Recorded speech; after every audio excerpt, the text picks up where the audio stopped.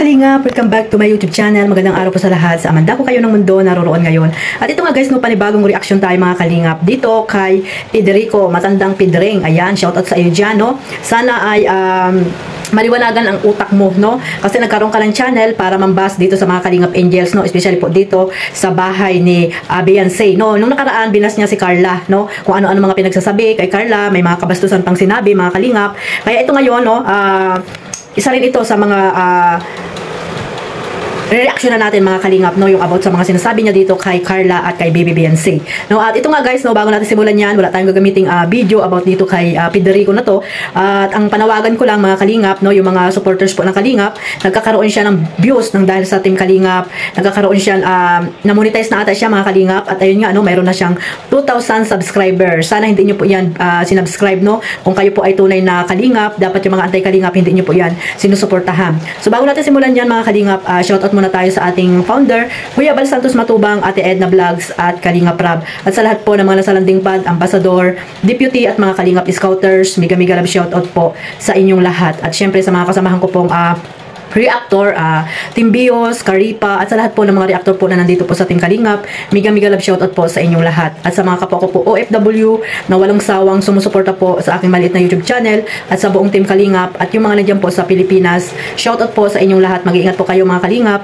At yung mga sponsor po, no, yung sponsor, mga Kalingap charity vlogger, supporters, ayan, shoutout po mga Kalingap. So ito nga guys, no, tag dito, diretso na po tayo dito sa sinasabi po ni Federico na to. Actually, hindi naman po talaga ako nanonood dyan. Pero ang masasabi ko lang sa kanya, no, sana matanda na siya, no, ayaw niya yung kanyang ugali sa kanyang katandaan. Dapat pag matanda ka na, ano na lang, no, maging mabait na lang kasi kunti na lang yung natitirang buhay mo dito sa mundo. Kaya sana maging mabait na lang.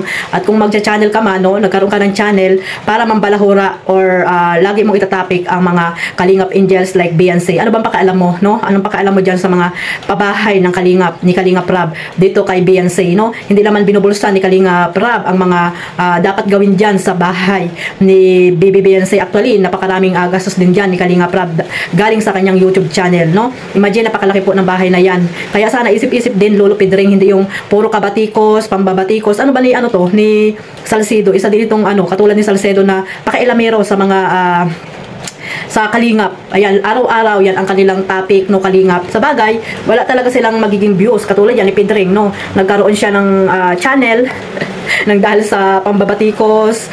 Lagi-lagi na lang Kalingap ang kanyang topic. Di ba nakakahiya mga Kalingap? Susweldo ka na puro pambabatikos na sa Kalingap ang mga topic mo. Bakit wala ka na ba ibang topic? Diyan ka sa community ni Rina, di ba? Community ka ni Rina, di ba mga Kalingap? Actually, siya nga yung ata ng jowa ni ni Rowin ni Mwakwak. Bakit kayo nakikialam sa sa community ng Team Kalingap? 'Di ba? Pumasok ka sa pag-YouTube para po magkaroon ka ng sarili mong content. Hindi yung dito ka sa Kalingap nakikialam, no? Pakialamirong matanda, buglat ang mata. Ayan, patawad, no? Pero totoo, mga Kalingap. 'Di ba? Ikaw puro ka batikos dito sa mga Kalingap Angels. Tingnan mo muna yung sarili mo, no? Yung pamilya mo, wala ka bang apo? Na yung mga Kalingap Angels ay yung sinisiraan, no? At yung mga pabahay ni Kalingap Rab dito kay Beyonce, lahat na sisilip mo, mga tubig, ano pa ang sunod na isisilipin mo? Tubig o aircon or what? Ilaw? Ano pa ang gusto mong gawin diyan? Mag-ambag ka na lang kaya or ikaw na lang yung pumunta doon para ikaw yung mag-asikaso. Total, gusto mo naman atang ikaw yung mag-asikaso sa bahay nila Beyonce kung ano ba yung gagawin. Napaka-ilamero mong matanda ka, no?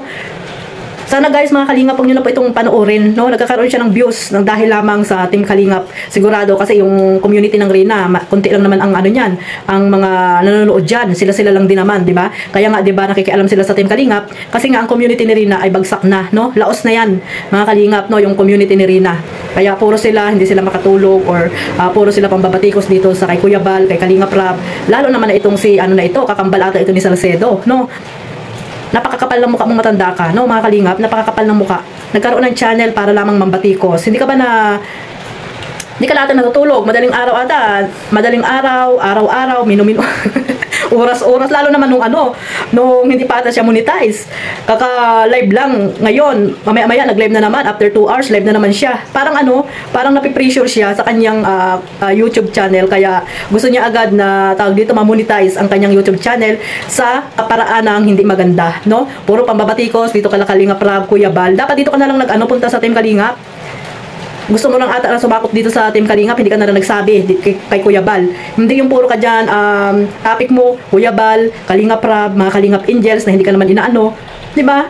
Sana wag niyo panoorin dito mga Kalingap, itong napakabastos na matandang to, no? Matanda ka na, dapat nirerespeto ka, pero ano yung ginagawa mo? Isa ka sa mga hindi dapat igalang.